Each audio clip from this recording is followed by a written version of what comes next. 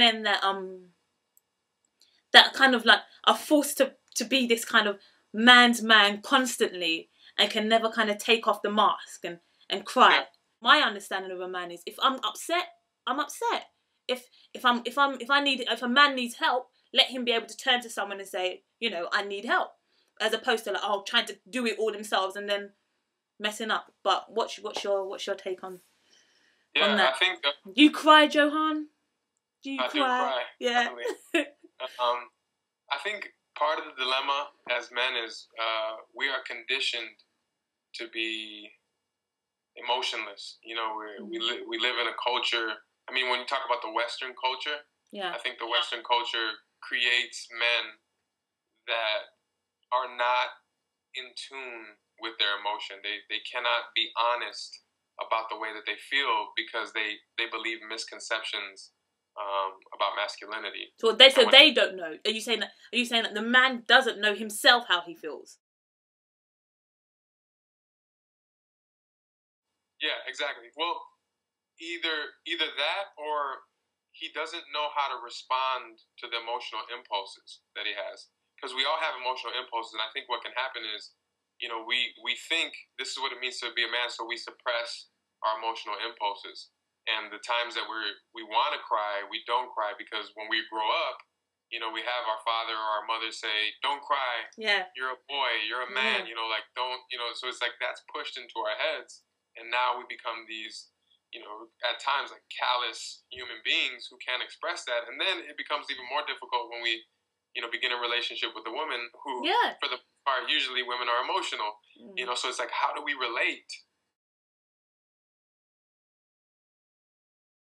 Because it's not just like crying. It's you know, can we truly sense where somebody is at emotionally? And I think for the most part, most men don't know how to do that. You know, they can't say, okay, right now my significant other is thoughtful, so let me ask questions. You know, they seem pensive.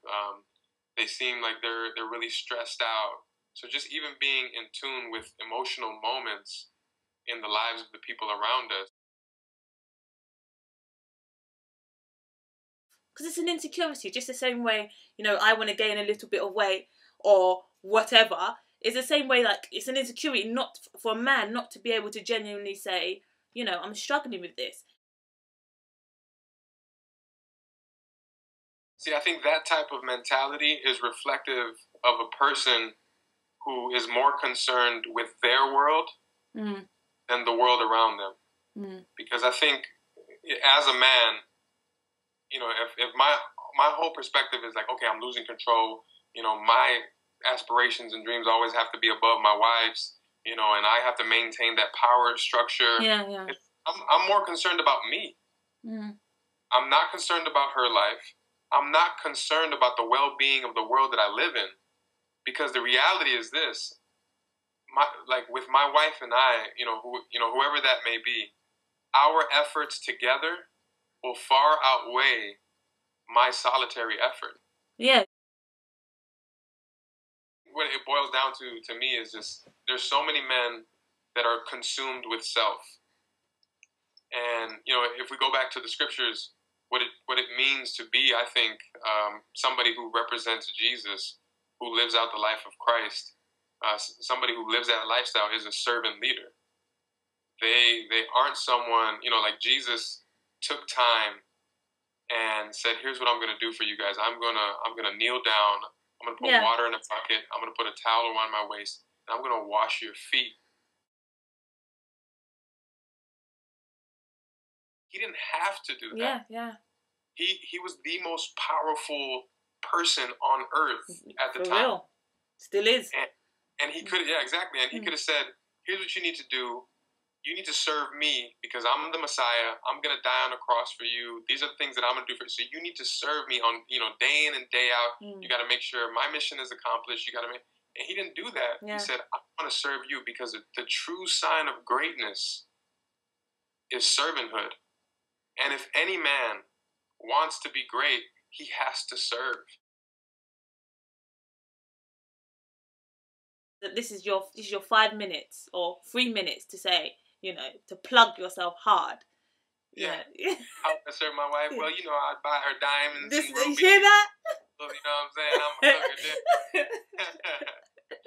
You know, definitely for me, it's not. You know, it's not something that's about you know, monetary things. I would love to obviously buy my wife things and things like that, but obviously that's not the core of the issue. You know, yeah. If she's in a discovery phase of life, helping her discover, okay, this is what I want to do, and then from then on, investing in, okay, you're gonna do it, and I'm gonna make sure that our lives fit in such a way where you're able to do what you're passionate about, and then vice versa. I'm able to do what I'm passionate about, making her feel unique, and loved every day. I want her to experience something that she can only experience through me. All right. Look, you've done enough plugging, right? Okay, you want me to cut it right there? No. We've seen enough. I'm sure I've got enough candidates from your. Because I think it's missing. You know, I think we fall into routine when we're in a relationship. You know, I think we love according to, you know, the standards of loving that very textbook. And I want her to constantly feel like I am discovering new parts of her day in and day out. You know, that it's not just like I come to this point where I'm saying to her, yeah, well, I know you, and then we're kind of done with the getting to know you process.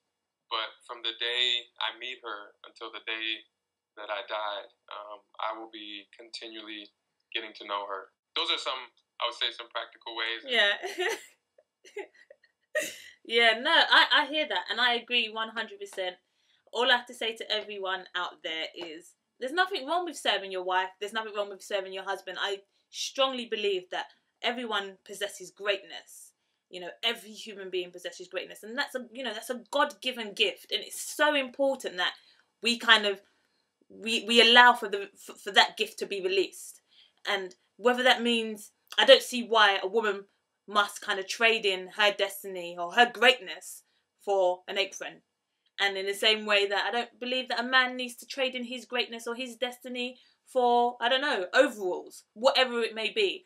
It doesn't have to be either or. If a woman's outspoken, it doesn't mean that she can't be submissive. And if a man is quiet, it doesn't mean that he's not a leader.